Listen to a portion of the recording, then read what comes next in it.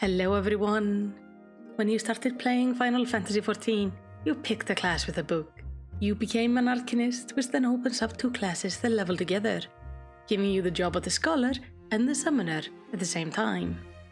In this video, we will explore the story of the Scholar in A Realm Reborn, talk a bit about their origin and the journey a new Scholar goes through. If you like Final Fantasy XIV lore videos, make sure to subscribe to my channel. I also have a Twitch channel where I do my research stream, along with playing other games. Find the link to all of that in the description down below, but now onto the video.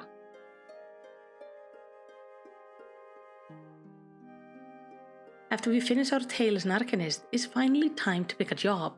We have the option of the Scholar, which is a healer, or the Summoner, who's a DPS class. No matter what you pick, the other class will level up with you, so your Scholar and Summoner will always be at the same level. This is a rather unique feature only available for these two jobs. Our Scholar story starts one day at the Arcanist Guild. Muri, the guild receptionist, calls us over for a bit of a gossip. Apparently something really odd happened. A marauder came by, but he wasn't the usual type. He was refined, well-read, and searching for an Arcanist. Now this is unusual because generally marauders have a big axe and hit things with it. But this one is apparently doing some archaeological research and needs an Arcanist for assistance. Muri just isn't quite buying it, but we are very curious about this. So we make our way up to the Marauders Guild, where we find Alkazolka, a Lalafell marauder with a penchant for research. Alka is thrilled to see us and tells us he's quite aware how odd it is to have a marauder performing research. He explains that different from his larger and more muscular brethren in arms, who rush blindly into the fight axe-swinging, he prefers to come up with a strategy and a plan of attack, something that serves him well in fight. And his current research serves a similar purpose. He is researching the military tactics of ancient Nym. Nym was a city-state that flourished 15 centuries ago during the 5th Astral Era. It was a city of great magic and wonder, but it all came to an end during the War of Magi, which led to the 6th Umbral Calamity. What interests Alka is that during the war, the Nymians were able to repulse would-be invaders, time and time again using only a handful of mages to support their mariners. They could hold their own against much stronger cities, and this is why Alka is curious. He has recently purchased some Nymian tablets and wants to solve the riddle of the strategies utilized. But there is a bit of a problem. The text is also focused on Arcanima, and with his limited knowledge of that, he wants an Arcanist to assist him when it comes to analyzing the text. We are of course thrilled about it, as an Arcanist, research is our bread and butter, and we want to take part. And as we are very eager to start, Alka gives us some bad news. The tablets were stolen on their way to Limsa. Alka believes he knows where the perpetrator is, so we go together to collect what is ours. We head to Raincatcher's Gully, where we find the thieves and introduce them to Alka's ex and our carbuncle, making them regret their terrible life choices. At last we find the stolen crate which holds the tablet and a peculiar stone. We pick it up, examining it as it glows, and out pops a fairy. She flutters about as we stand confused, as Alka tries to find some explanation for this creature's sudden appearance.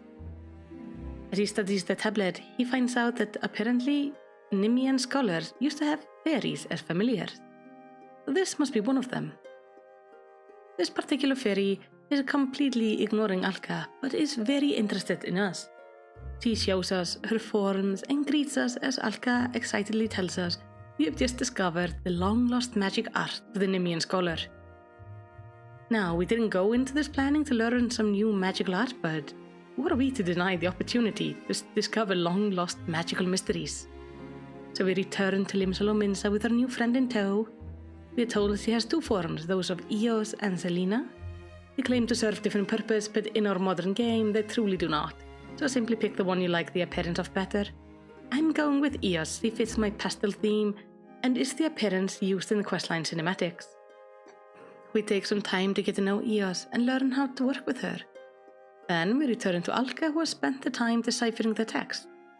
It has been hard, but he has made some progress, and the text is actually living up to expectation. It is giving him some interesting military tactics, like how a single scholar could support the whole party of marauders with their healing spells. Also, apparently the scholars would often be in leadership roles, as they were highly trained tacticians, bringing wealth of experience and healing and knowledge to the battlefield. Alka does point out that while we have unlocked some of the scholars' power, we are lacking many of the spells. But the knowledge is meant to come from the soul of the scholar, which is essentially the fairy.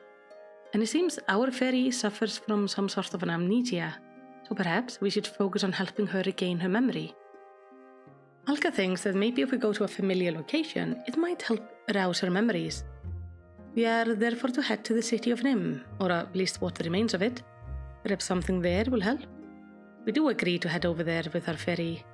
And while the city of Nym is long gone, the remains are still around. They're a stunning display of the magical power of the Nymians. Because if these are the remains, just rubbles and ruins, imagine how stunning this city must have been. Through our tour, the fairy does seem to regain some of her memories. And we deduce with Alka that it seems that each fairy is actually an individual, having their own feelings, thoughts, and memories. They are living beings that simply can become part of the crystal. Now, I really hope these 1500 years went by in a blink of an eye, because I can't imagine being a sentient being stuck in a crystal for that long. While we work on regaining her memories, Alka goes back to studying. He does manage to discover some of the old fighting techniques of the Nymians, some variation in footwork and other adjustments he can try out. And he is eager to try them out, but he wants to try them out with us because with the Nymians, marauders and scholars usually went together. Luckily for us, a tonberry has been spotted in the Bronzelake, and the maraudering guild has been hired to get rid of it. A tonberry are these fish-like creatures about the size of a lalafell. They might look harmless, but these buggers are actually really hostile. So having one just walking around the lake is no good, as Camp Bronzelake is nearby, where ill people tend to go to bathe in the healing springs to try to recover. And I don't know, but a homicidal fish person doesn't seem like a very therapeutic thing to have next to you. But more important, tonberries actually reside within the Wanderer's Palace, which is an ancient Nymian temple, discovered shortly after the calamity. This means there is a strong chance these creatures have been residing there since before the fall of Nym. So, it should be familiar to the fairy and might rekindle some memories. We agree, of course, and head to Bronzelake with Alka and our fairy. We find the tonberry, who is easy to spot as he has a rather distinctive hat. I've never seen one with a hat before, though they usually are clothed, and he's also armed with their signature knife, so he is a dangerous one. And as the tonberry turns around and looks at us, it speaks, saying, "My son, my dear son." We're not quite sure who he's speaking to, and then he is surrounded by dark shadow, calling out that the rancor is rising, and the tonberry turns hostile and attacks us. We fight it, of course, taking it down till his final breath, but as Alka readies the killing blow, our fairy places herself between the tonberry and the axe, and the tonberry uses this chance to run away. We are very confused at our fairy's behavior, as he seems almost relieved that the tonberry got away. It makes little sense to us. After all, weren't these things a threat to the Nymians too? So why would she protect it? Still, at this time it's too late to think about it. Our job has failed, the tonberry is still alive, and the mission is lost for now. All we can do is go back to our studies and wait for the tonberry to appear again. In the meantime, Alka recommends we try to figure out how to better control our fairy so this doesn't happen again. We do take some time trying to bond with our fairy before returning to Alka. This time he has some exciting news. He has found several ancient engravings which show the traditional outfit of the Nymian scholar. Combining these engravings with information he has gathered from other sources, he has managed to deduce the design of the outfit. Perhaps if we obtain this outfit and wear it, it might help our fairy regain some memories. So we are handed the design and sent to Ulda to find Master Ritalin Rose of the Sun Silk Tapestries. Such an amazing weaver might be able to make something out of these designs. And this turns out to be a stroke of luck, because he does not just make the first garment, but also helps us find the other crafters required for the rest. As a weaver is not a shoemaker, for example, just a thing our marauder friend didn't really think about. So we bounce from crafter to crafter, gaining each piece of the outfit, all except the chest piece, before we return to present ourselves to Alka in the new getup. Looking pretty nice if I say so myself. The fairy also seems excited about this development. And it turns out while we were gathering the outfit, Alka did make some progress in deciphering the Nymian tablets. They talk about the role of the scholar both during war and peace. How the scholar would use their healing abilities for good, including at times when Nymian threatens to be engulfed with a virulent plague. The scholars went all out in the healing those afflicted. Alka believes perhaps similar acts of kindness might help stir the fairy's memories. We believe this is an excellent idea, and there is no better place to find those injured and ill than Camp Bronzelake. The healing springs are a place to soothe the aches of battle and age, after all. So we head over there and speak to Rukusa Farusa and ask permission to heal some of the people. And of course we are welcome to administer treatment, at least after he confirms who we are. So off we go to wander the bath. We cleanse 5 patrons, all of them seeming quite happy except one who we seem to just have accidentally sobered up. But all in all, this task is quite enjoyable both for us and the fairy. Healing others, bringing them comfort, this seems to be our true calling. As we return to Alka to report our success, we find him eagerly prepping for another mission. It seems the tonberry that escaped us before has made his appearance again. Or perhaps it's another one? Either way, the Marauder Guild has been hired to deal with the tonberry, and Alka wants us to join him again. He just asks us to please keep a better control over our ferry this time. And to make sure the tonberry can't escape this time, he's gonna have some extra marauders come with us.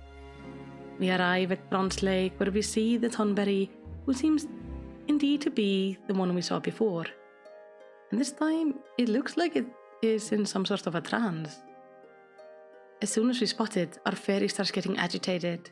We try to calm her down as the tonberry turns to face us, starting to call something about his son again, before making a run for the Wanderer's Palace. But we are not about to let this one escape again. We give chase to the Wanderer's Palace, where we find a load of tonberries, none wearing the distinct hat of our target though. Still, we take them out, we chase down our target, and at last we do get it cornered. As before, Alka tries to give the killing blow, and our fairy protects it. She looks at us pleadingly, and we finally understand. He doesn't want to kill the tonberry, he wants us to heal it. It feels like an odd request, but nonetheless, we do just that. And the tonberry is healed by us, and by her. As it wakes up, it seems to have lost its anger, and is speaking normally. And here we learn the horrific truth about the tonberries. They're not creatures that lived during the time of the Nymians. They are the Nymians. In fact, this was the scholar who our fairy belonged to. And now we learn that her name is actually Lily, though he tended to refer to her as his son. This poor tonberry is startled to hear how long of a time has passed since the fall of his people. He tells us his name was once Surito Carito, and before the sickness from the sea transformed him into a tonberry, he was not so different from us in appearance. In fact, he was a lalafell as well. He tells us how the sickness came with some traitors, how the traitors' nose and ears begin to atrophy, the limbs begin to shorten, and their skin would take on a greenish tint. As scholars, they tried to save them, to find a cure, but they failed. And over time, as they got infected as well, the people started fearing their twisted forms, referring to them as monsters and shunning them. Eventually, all of those who were sick were sealed within the temple, and with the magic, the temple was sunk in, with the goal of drowning all those inflicted with the plague. And while those within were still themselves, even after their bodies had changed, over time they grew angry and bitter, succumbing to the rancor. And so did Surito until he was reunited with the Lily, and now his mind is free once more. He gives us his robe and asks us to take a good care of Lily, to become a scholar of note and continue the long-lost art of the Nymians. In the meantime, he will return to the Wanderer's Palace in hope of helping other of his kin escape the anger and hatred that has consumed them in their 1500 years of exile. and so ends our tale. We earned a new companion in Lily. We found the last of the Nymians, worked with a scholarly marauder, and gained one of my favorite outfits in the game. At least on a Lalafell, this is just adorable. And while the scholar is not my favorite healer to play, it definitely has my favorite questline. Thank you so much for watching this video.